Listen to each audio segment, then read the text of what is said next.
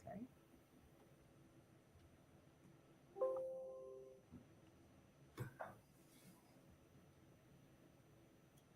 Hi, everybody. Welcome to the Santita Jackson Show here on AM 950 Radio, the voice of progressive Minnesota. It is a joy to be with you in this Christmas season. You know, I'm wearing everything but the mistletoe. I love it. I love it. I love it. In this holiday season, yes, I do have two Christmas trees and lots of Santas. Yes, and Mrs. Clauses, all of that. But of course, it is a religious holiday for me, and certainly from my heart to yours, whatever your religion, whether you're in or out of faith, I pray that the blessings of this holy season will be rained down upon you. To our Jewish brothers and sisters who are celebrating Hanukkah, dreidel, dreidel, dreidel. Hello, I remember that. And then, of course, our brothers and sisters in Islam who've come through the spiritual time of Eid and the winter solstice. So many people draw a lot of energy and strength from this particular period, and I pray that you will be blessed. As we talk about President Biden and this bombshell report that came out from the Wall Street Journal this past weekend, he's been hiding.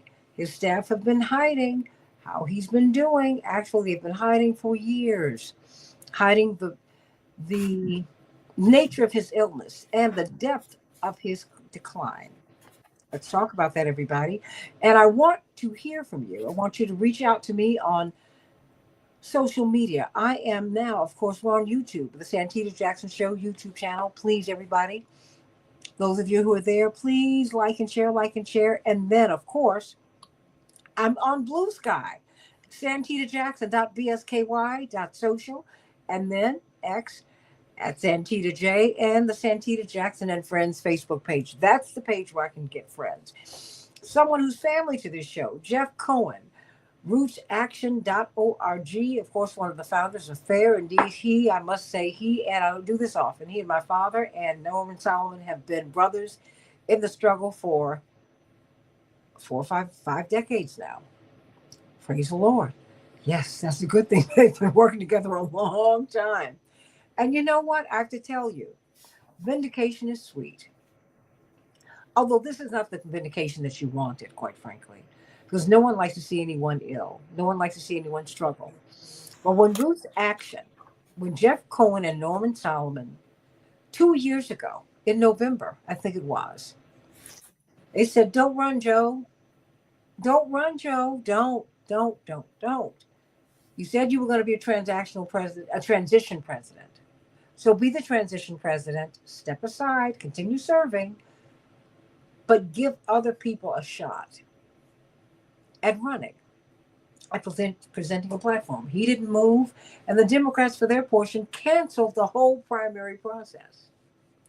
Then they inserted here Kamala Harris, and it's very clear more and more as we see more and more reports that it seems that President Biden has had an axe to grind with the people who pushed him out, and part of the axe that was ground into the ground was putting her in, because it seems that the leadership of the party did not want her to run. Oh yeah, this is not gossip. This is now part of the reporting. And so in 107 days, she did something that was pretty incredible. She took a negative campaign and made it a competitive one. That having been said, other people could have been in the field 2 years hence. So I reached out to Jeff Cohen. And I said, you know what? You have been vindicated. Not that this is what you wanted. The Wall Street Journal reported how, let me put on my glasses. This is where I am in my life. Ah, how the White House functioned with a diminished Biden in charge. Aides kept meetings short and controlled access. Top advisors acted as go betweens, and public interactions became more scripted. The administration continued to deny that the president had declined. The article begins during the 2020 presidential primary. Jill Biden campaigned so extensively across Iowa that she held events in more counties than her husband, a fact that her press secretary at the time, Michael LaRosa, touted to a local reporter. His superior in the Biden campaign quickly chided him. As the three rode in a minivan through the state's cornfields, Anthony Bernal, then a deputy campaign manager and chief of staff to Joe Biden, pressed LaRosa to contact the reporter again and play down any comparison in campaign appearances between Joe Biden, then 77, and his wife, who is 8 years his junior, which would have made her 69. Her energetic schedule only highlighted her husband's more plodding pace. LaRosa recalls being told, and on and on. And it was a very detailed article. I sent it to you as it's behind a paywall. And I'm just a subscriber to everything. Oh, have mercy. And it is, what did you make of this so-called expose? No, I read it with a lot of frustration. People have been telling us, as you have, you guys were right. If only they'd listened to you, maybe Trump would have been defeated. I mean, what we were calling for back in November 2022, and you got that right, he had said he was going to be a transitional president. He wasn't showing strength or effectiveness. We never mentioned in our whole year and a half campaign of Don't Run Joe, Step Aside Joe, we never mentioned the word age, but we were talking about strength and effectiveness. He didn't have the strength to get his legislation through the Republicans and even some Democrats. He couldn't do that. He didn't have the strength of articulation and eloquence to make the campaign for a progressive agenda that would have been popular. We saw back in November 2022 that, when the Democrats didn't do as badly in the midterms as they were expected, we saw that generic Democrats did better against generic Republicans than did Biden against Republicans. In other words, Biden was the albatross. He was holding the party back. So we didn't mention age, but we did constantly say he's not effective. He's not delivering. He's breaking too many promises. He's not fulfilling the promises that he campaigned on in 2020. And what's needed was for him to truly be a transitional president, to have an open primary where people start campaigning in 2023. And when the voting starts happening in January, February of 2024, we have the base of the Democratic Party can make demands on all the various candidates. We know several governors would have been in the race. Several senators would have been in the race. I assume Kamala Harris would have been in the race. But all we wanted was an open primary.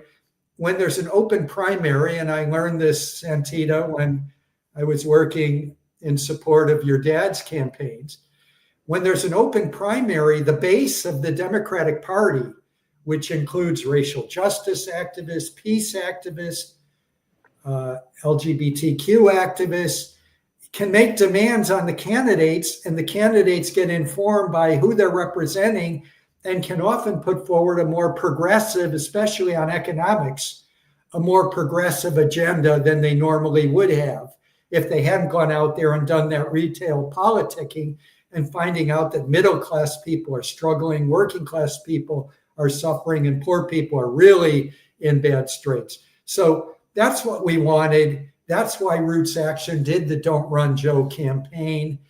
We did not succeed.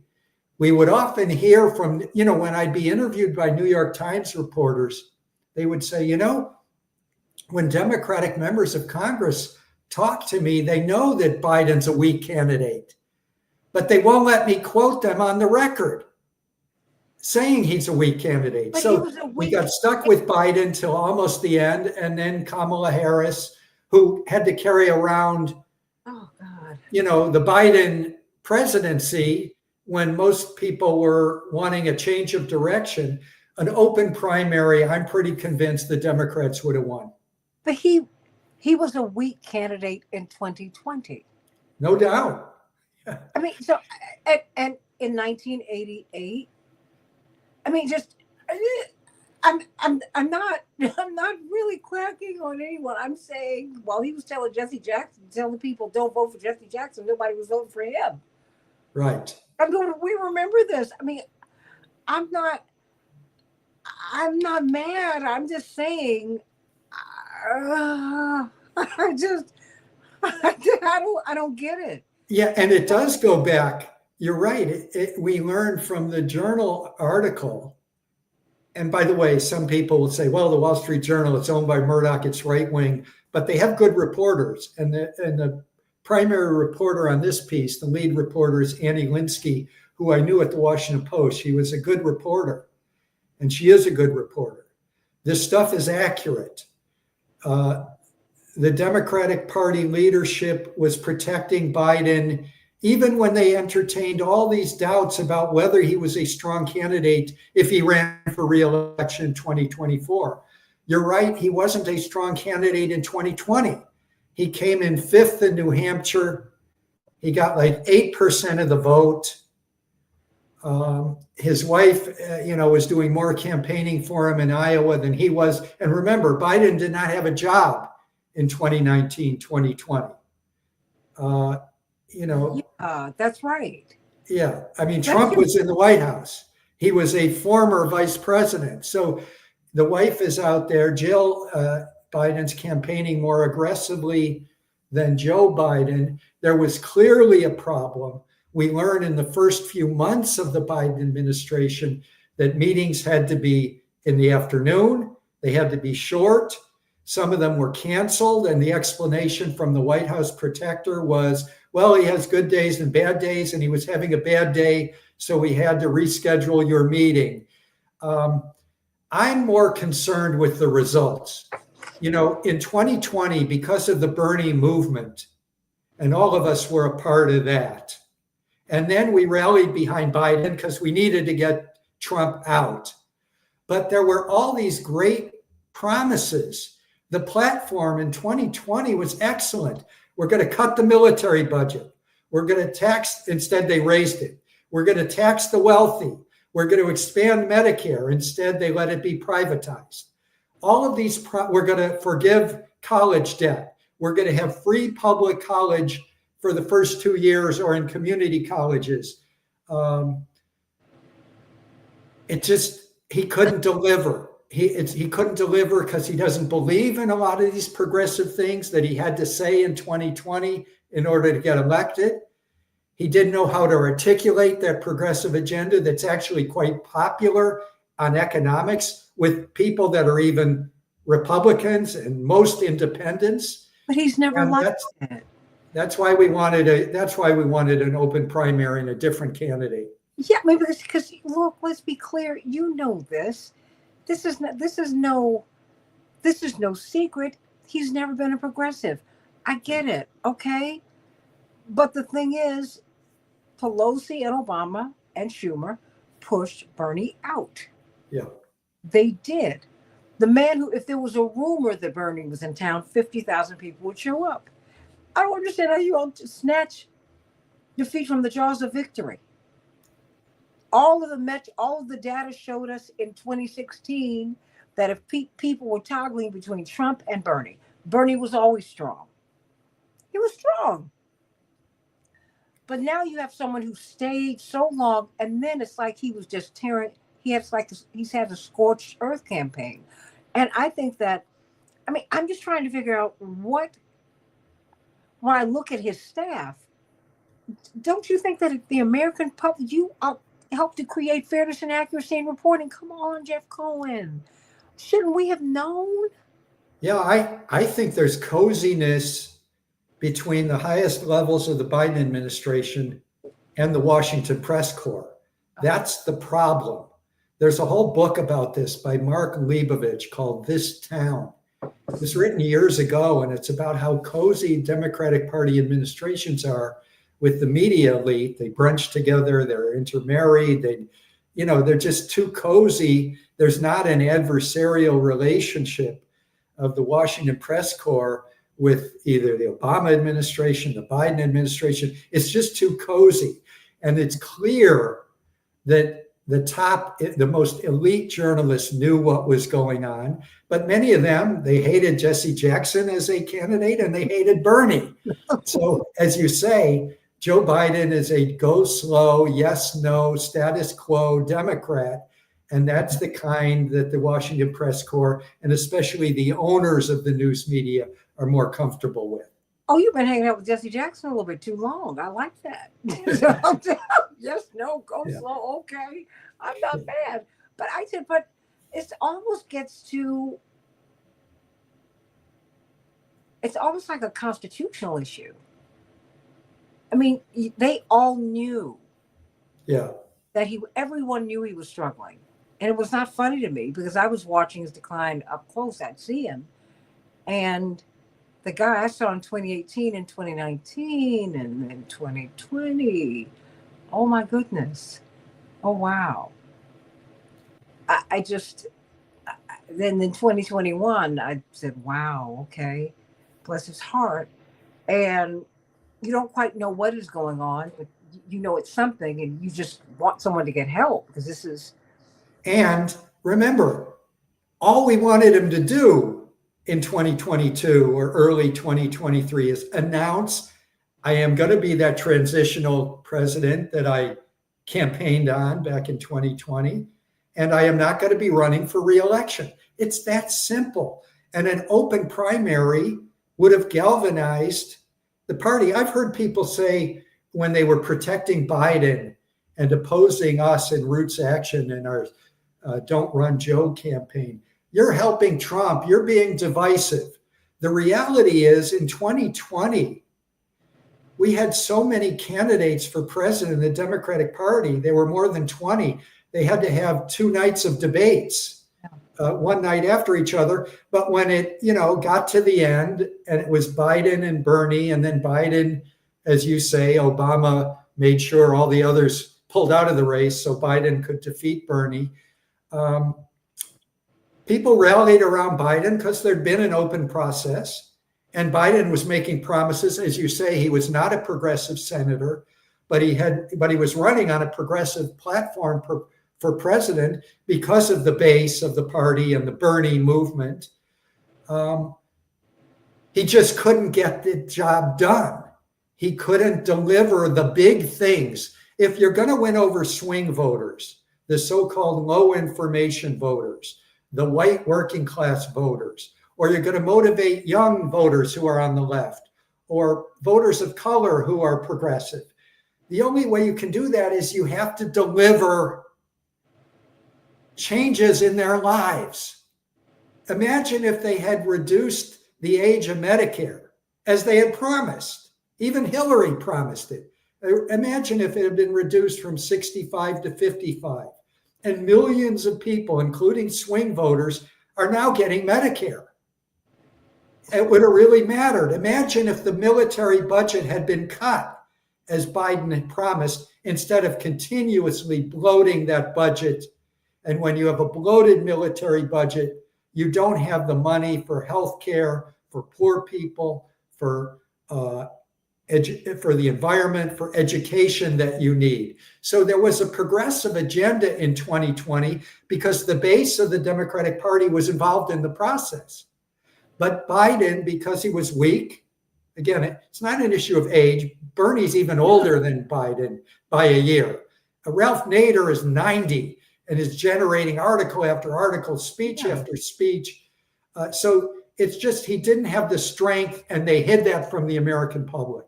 Well, the corporate media were playing a game with us. They were making it about age. They knew the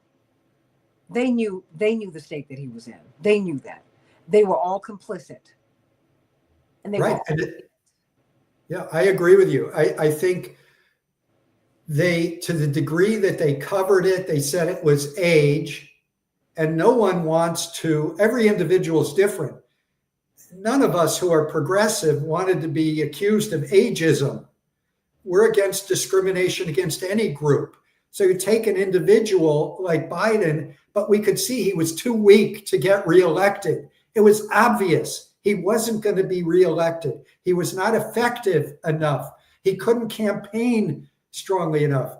Now, if he was a vibrant Bernie Sanders with that kind of energy, no one would have thought, wow, he's too old, because look at how energetic some of these 80 people in their 80s are. Joe Biden was not one of those people, and the public was effectively lied to.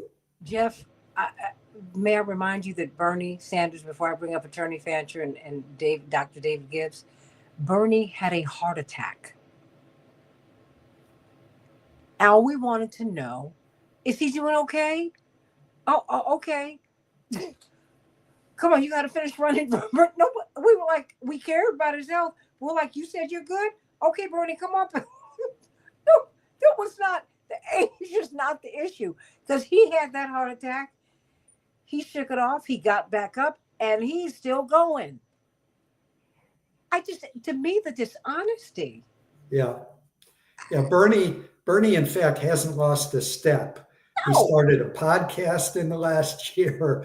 He's as active as ever. And he did call the Democrats out, and, right after the election. And he said, look, people perceive that the Democratic Party has abandoned the working class. And when Bernie uses the phrase working class, he means working class of all colors. And people felt it. And a lot of Black and Latino working class people did not vote for even Kamala Harris. No. And white working class people did not in the numbers needed. So it's a sad situation that we're dealing with Trump again. You mentioned back in 2016, if you crunch the numbers, if Bernie Sanders was the nominee in 2016, the whole nightmare known as Donald Trump would not exist, because Bernie would have won Michigan, Wisconsin, Pennsylvania. And we never were able to see that race. Mm-hmm. Instead, Hillary Clinton ran a lackluster campaign. And I am just tired, as someone who is an activist, I'm tired of watching corporate Democrats lose winnable elections. They're much more effective at fighting progressives than they are right-wingers. They know how to get their knives out and stab us in the back if we're progressives within the Democratic Party, mm-hmm. but they're completely hopeless and hapless when it comes to defeating the right wing. And it drives me crazy, the vigor with which the establishment Democrats fight us, and the weakness with which they fight the right wing. Well, why not? Why would you pick a fight with your own? Hello. Yeah. Oh, that's who they are. Look, you know what? Before you go, I want to bring up Attorney Mark Fancher, because I have to tell you, I am just disgusted. I'm telling you, when I read this article, Attorney Mark Fancher, Dr. David Gibbs, The Revolt of the Rich, everybody put this book under your Christmas tree. You got to do it. I want you to know that I said, talk about it. I almost went into my singer's voice. Vindicata. Vindication. But that's not, I don't do Schadenfreude well. I don't like that. I didn't feel good about that. I saw the hits that Jeff Cohen and Norman Solomon took 2 years ago, exactly 2 years ago, when they said, look, get out. And they were like, you're blasphemers, and you're not really you're not really Democrats. What you all are really people trying to help Trump. That's what you're trying to do. I mean, because if you really want to get rid of Trump, you support Biden. I'm like, what? Am I going to put him up on a stick? You see this man struggling. Why would you do this? It was an open secret at the correspondence dinner. An open secret. How could? And I'm trying to figure out. You're the historian, David Gibbs. Isn't there? Was this legal for all of these people to hide this? Well, unfortunately, there's no law that says government officials aren't allowed to lie to the public. And lying to the public is completely legal, and it's done 24 hours a day, 7 days a week. I think what we do have here, though, is a certain tone of disrespect and frankly contempt for the public that was demonstrated by the Democratic Party and by the White House, and to a significant degree, a large part of the media as well, and that they were lying. I mean, I have to be frank about this. They were lying for years about Biden's mental condition. And the most disturbing feature to me is there was an effort to attack and intimidate people who discuss this issue and start expressing outrage that people would say such a thing when everyone knew it was true. The point I would make, again, the recklessness of this can't be overstated. If Joseph Biden were a surgeon, he would not be allowed to cut in people's bodies. If he were a pilot, he would not be allowed to fly planes. But here we are giving him the nuclear launch codes. And in effect, he's flying a plane with the whole world on it. And his mind isn't all there, and obviously isn't all there. But here we are. And there are a lot of people who enabled us to get to this point, and I think it's very much to their discredit. We are seeing, in general, among elites, and I'm sorry to say, especially in the Democratic Party, a real anti-democratic tendency here. We've seen it with regard to this issue. We've seen it with regard to the need for censorship to, so quote unquote, engage in moderation of content on the internet, have the intelligence services try and work with the internet companies to the social media companies to block certain information that elites find objectionable.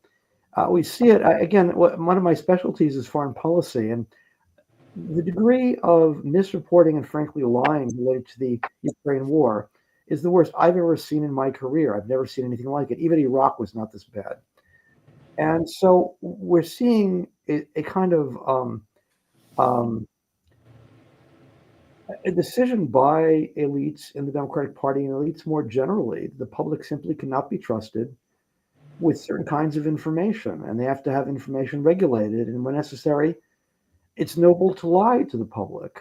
And that I think is the larger context in which Joseph Biden has been able to get away with this. Jeff Cohen, why don't you respond to that? Because, you know, we've been here before. That is, you know, when we see the anti-democratic tendencies of the Democratic Party. That's just, I don't know how you and Reverend have done it in Norman South, because I mean, honestly, I'm exhausted. It's not easy. I had this conversation with my dad last night.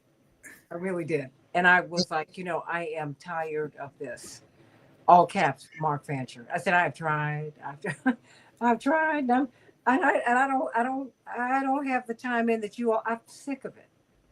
Yeah, I'll just say one thing. Besides them protecting Biden and Biden saying month after month, yes, I'm running. And then the few times that journalists interacted, but you're so far behind in the polls and your approval rating is so low. And he would say, I don't believe those polls. We learned from this Wall Street Journal article that they weren't showing him the polls.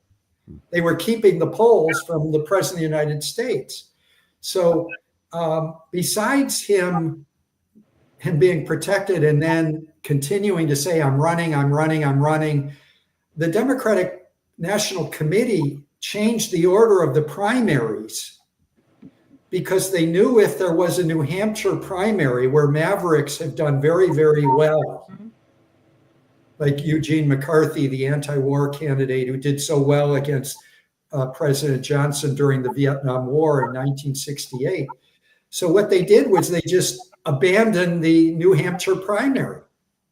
And they made the first primary South Carolina, where there's a very weak Democratic Party led by Congressman Clyburn, but very, very weak. There's no reason that would be the first primary, except they were rigging the campaign, the primary campaign, for a weak Joe Biden and doing everything they could to prevent any opposition.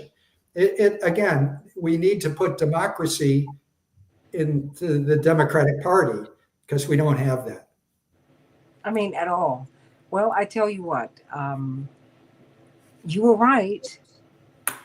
I'm just sorry that one of Mr. Murdoch's papers exposed it. But you know what makes me even more sad is that the whole of corporate media hid it. They were complicit, and then the administration. And we've got Gaza, we've got Ukraine, we've got more than 500,000 Ukrainians dead, more than 200,000 Palestinians dead. If we just keep on going and expanding war in the Middle East, I mean, really? Jeff Cohen, before you go, what do you want to say? Well, I think it's important you just brought up Gaza, and I do have to get off, but it's so sad that after Kamala Harris got in and there was so much excitement, and Norman Solomon and we were writing articles in The Hill, in Salon. We were, she's got to distance herself from Joe Biden on the issue of Gaza, or she's not going to win the election. And we were through this nightmare in 1968 when the Vice President Hubert Humphrey took the baton from the war president Lyndon Johnson, did not distance himself sufficiently from Johnson on the war, and lost a winnable election to Nixon in 1968, very close. And Kamala Harris, I'm so glad you brought up Gaza, because they wouldn't allow a Palestinian speaker to speak for 2 minutes at the Democratic convention. They were pushing away young voters, young people, especially young Black people, young Muslims, young Arab Americans, young whites, even my daughter, young Jewish kids are appalled that the Biden administration has enabled the genocide in Gaza. And when Harris refused to distance herself, even linguistically, we knew there was a problem. We knew we were heading for defeat. And the people that are going to catch hell are not, middle-class journalists like me. It's going to be immigrants, it's going to be poor people, it's going to be Muslims, it's going to be Palestinians. So it's sickening to me. But I'll leave you on that note, and maybe you guys can find some holiday cheer, because I'm utterly frustrated. I'm not, you know what? I know crisis creates opportunity. I know Mark Branch is going to speak to that, because I think there's an opportunity here. But we have to be honest. But sending you so much love. Happy Hanukkah. Yes, thank you, Santita. Good luck to everyone. And I wish I could hear what Mark has to say, but I'll listen to the video. I'll watch absolutely. it later. Absolutely. All right. Bye-bye. Oh, okay, Mark. I need some holiday cheer, Mark. Oh, there's lots of it to be found. Okay. I think that the discussion so far has been right on point in terms of the analysis of what's been happening, but there's good news there, because what's happening is that we're witnessing the collapse of an empire. It is in its final stages. And you're also seeing a corresponding rise in consciousness on a mass level. You have people who are more aware of the contradictions of the system that we've been living under, the contradictions of imperialism, the contradictions of Zionism, and they're taking action. They're agitating against that. They're aware of it. They're speaking about it. They're mobilizing and they're organizing. And the intensity of it has been such that it has caused those who are the beneficiaries of an empire to go into full-scale panic. So when you begin to see things such as the censorship that David Gibbs was referring to, the limitation of access to information and all of that, those are manifestations of a very, very desperate empire. They're pulling out all of the stops at this point because they know that their days are numbered. And there is great hope in that. It's something that many of us have wanted for a very long time. We've wanted them to collapse. And that type of fundamental revolutionary change does not come about in an easy and painless and convenient kind of a way. If we're talking about fundamentally transforming the very nature of this country, then that by necessity brings with it a great deal of turmoil, a great deal of confusion, a great deal of conflict. It's the very nature of revolutionary change. And so we should not be afraid of it. We should embrace it and continue to remain aware. I think that the great hazard is that as we begin to see these storms begin to rage, as we begin to see these things happen, which are irregular and which are surprising and which are astonishing and which are disturbing, that we become distracted by them and that we don't focus on what the vulnerabilities of the system are in one of its most vulnerable moments. And I think that as we begin to see these kinds of things happen, that we need to think very clearly about how we can exploit these opportunities. I mean, the fact that this information is being made available about the lengths to which those who are in power have gone in order to shield or to hide information from the public about the head of state is only going to cause people to become even more enlightened, even more knowledgeable, even have an even greater awareness and higher level of consciousness about the very nature of the system that we're dealing with. And the more that they know, the more that they're not going to want it, the more that they're not going to tolerate it, the more that they're going to move to organize against it. And this is all very good news. Dr. Gibbs, I agree with you, Mark. I just think Dr. Gibbs, really for everyone to be complicit, that and then to be chided by corporate media and the elites. You need to vote, you need to do this, what you're not doing, and if Trump gets in, it's your fault, blah blah blah. I'm like, wait, you all have lied so much, you've betrayed the trust of us so much. Are you serious right now? So now, I mean, and of course, I'm always wondering about timing. Like, okay, so you all decided to release this report now, although everybody knew, but they're releasing it now.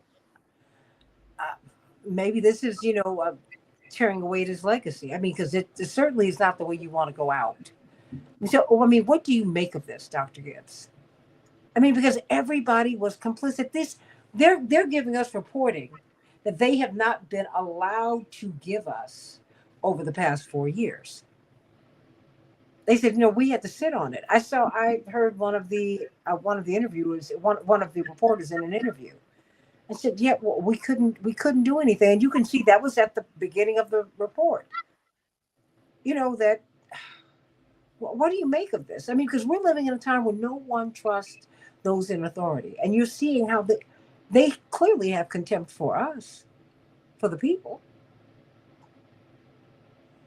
I think you're seeing the playing out of two long-term trends and the public reaction against those trends and an elite counter-reaction to the public.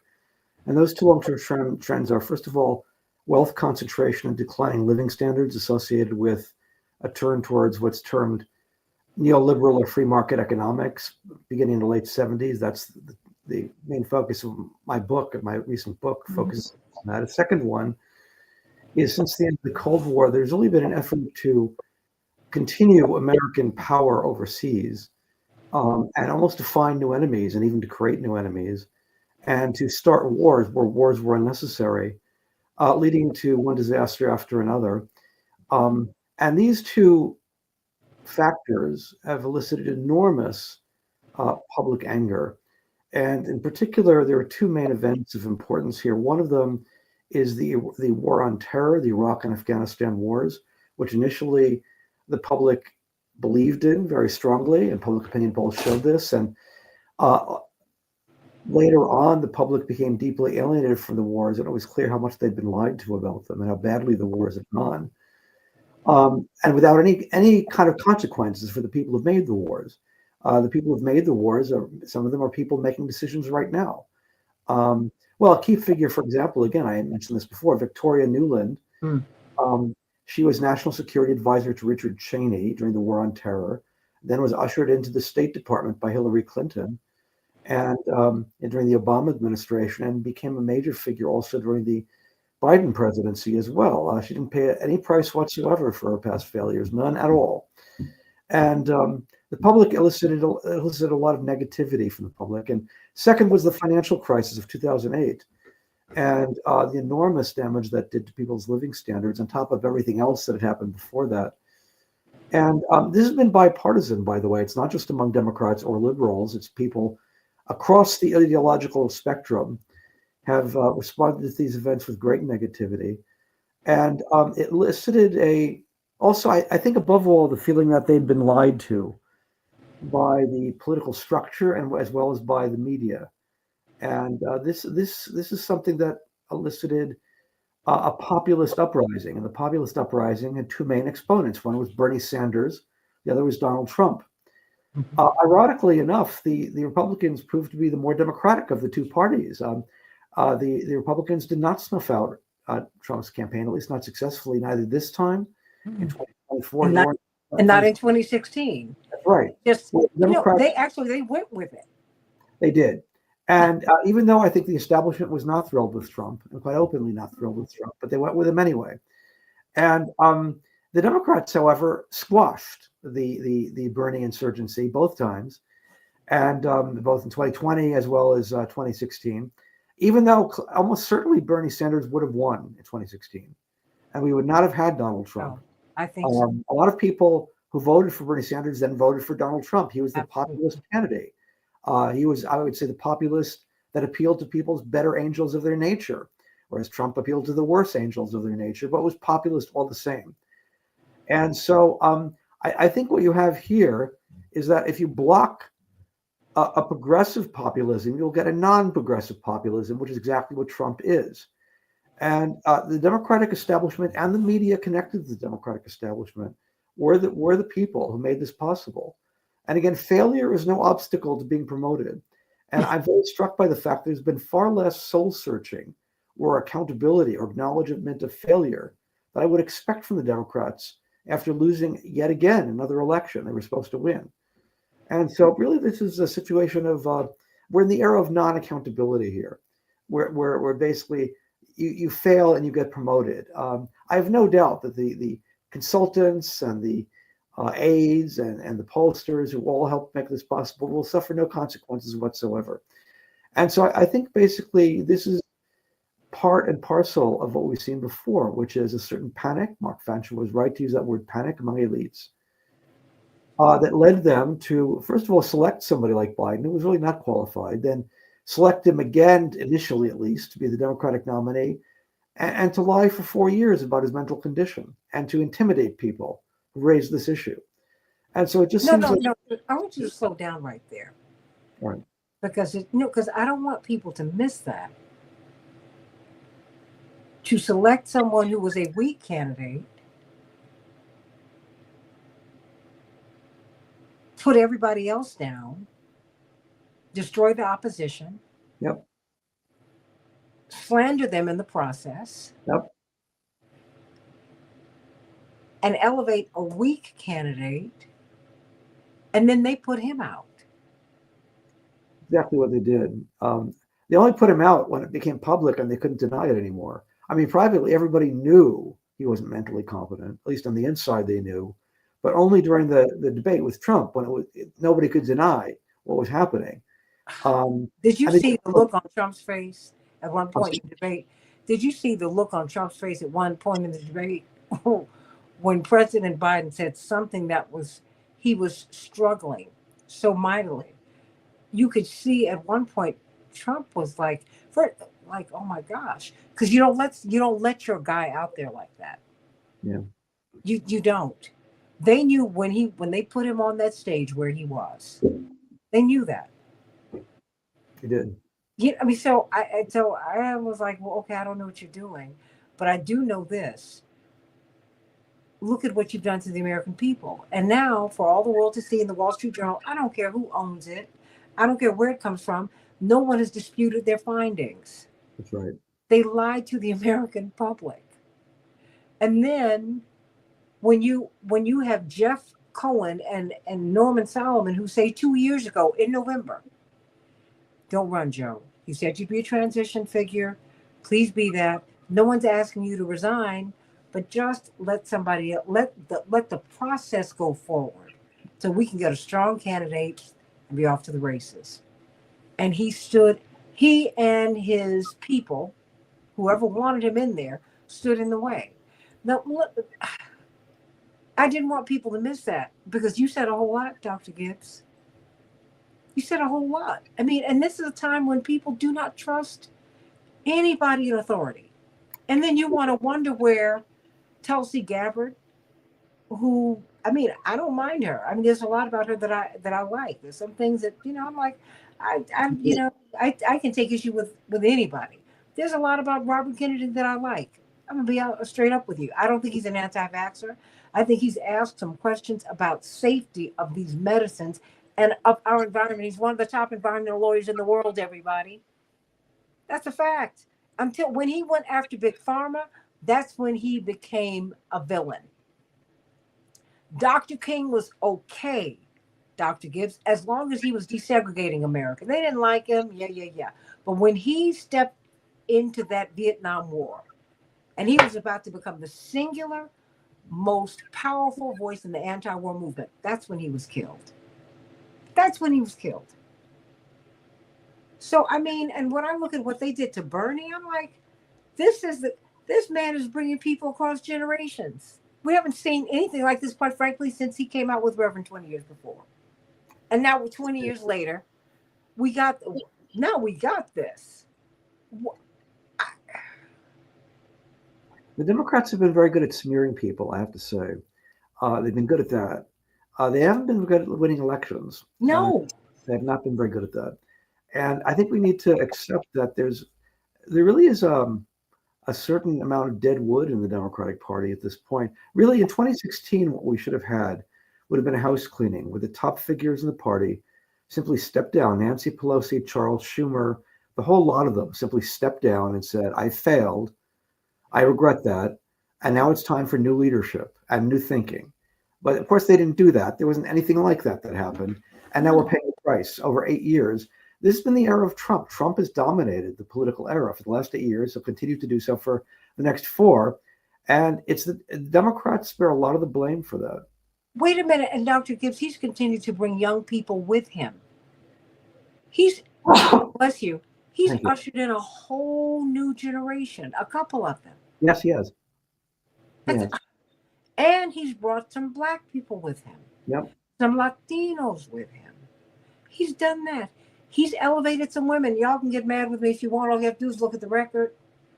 I didn't say I agreed with his politics, but I'm saying the Democrats are stuck. They're stuck with Strom Thurmond. I said it.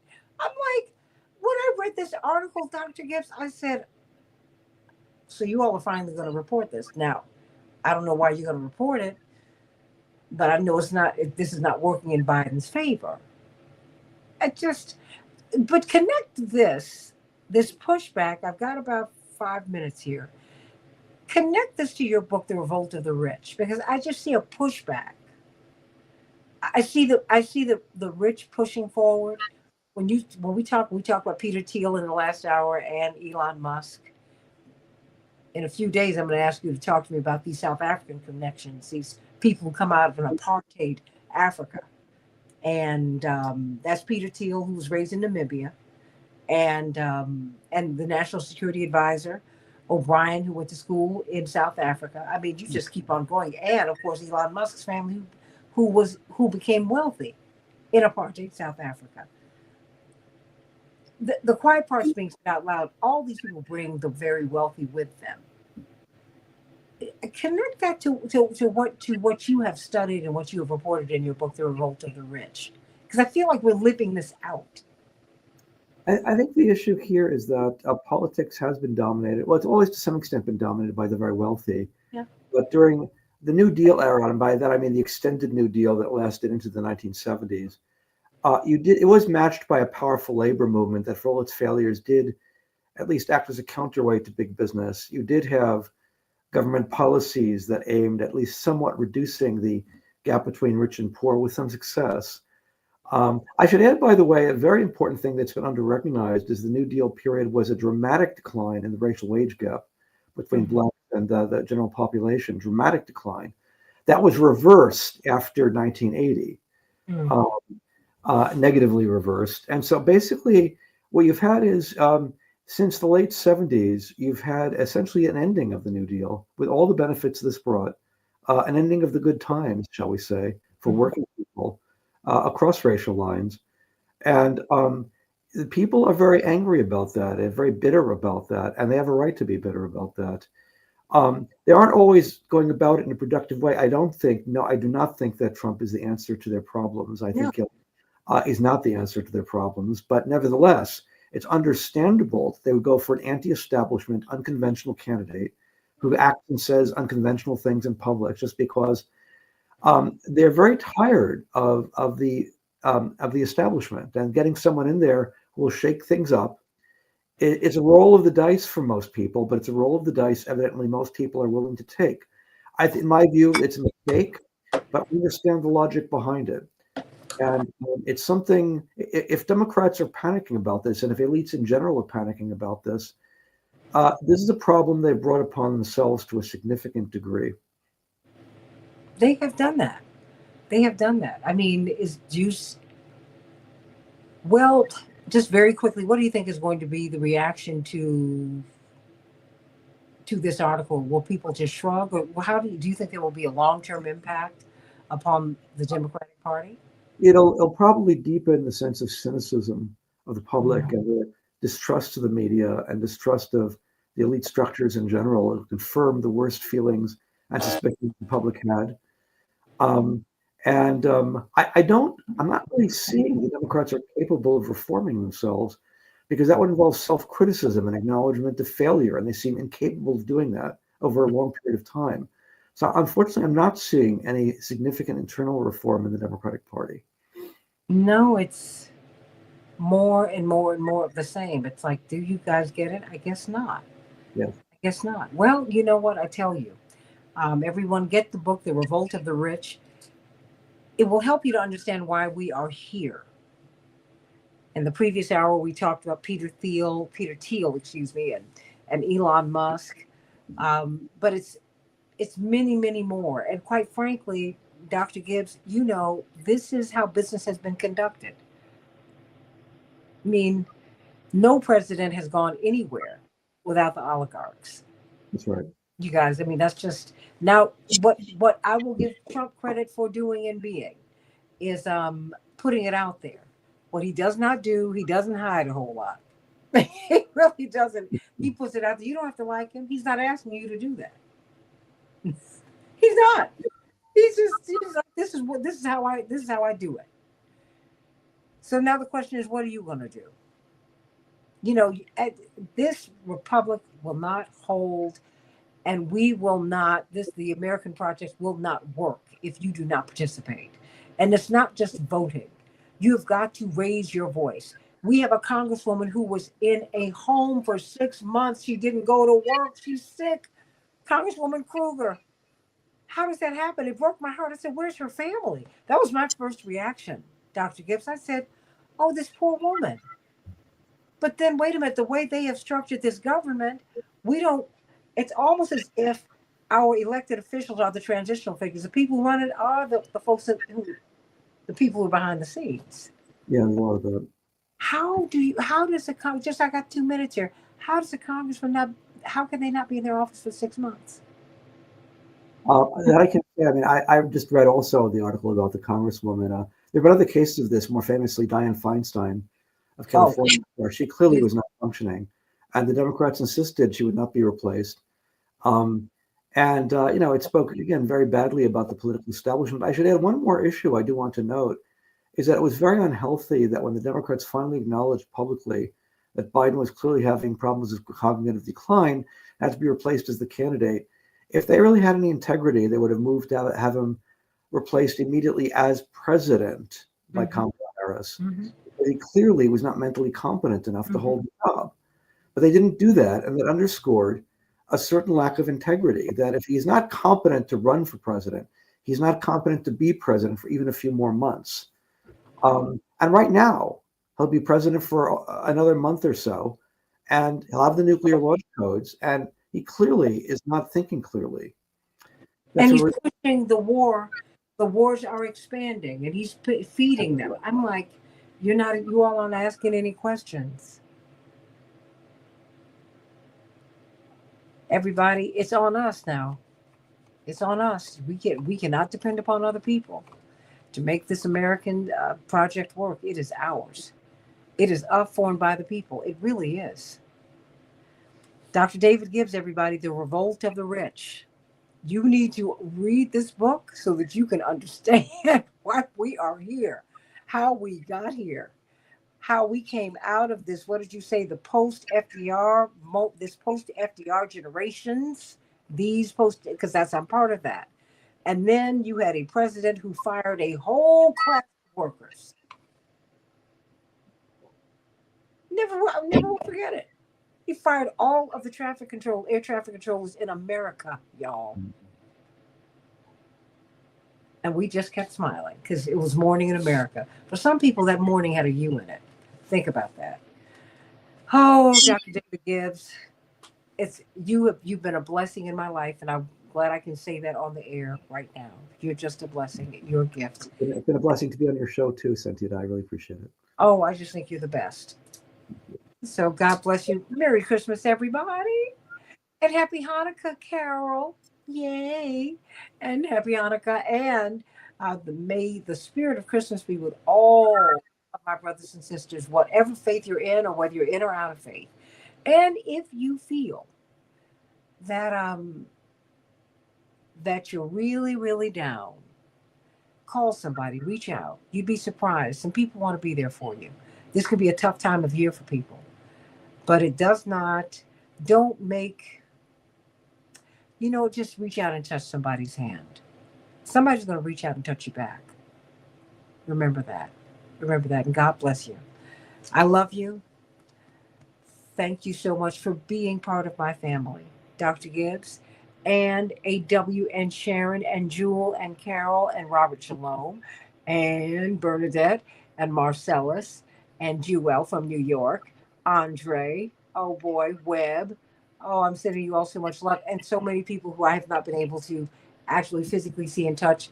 I'm sending you so much love, everybody. Please like and share the show. Like and share the show. Let's continue to grow it. I love you and God bless you. God bless you, Dr. Gibbs. My love to your wife. Thank her for letting her thank her for allowing you to be here. How about that? I'll do that. I know you do it. Happy wife, happy life. Come on. My parents have been together 63 years come December 31st. Yeah. Bye-bye. Merry Christmas to you, Santita. Thank you. Merry Christmas to you. God bless. Thank you.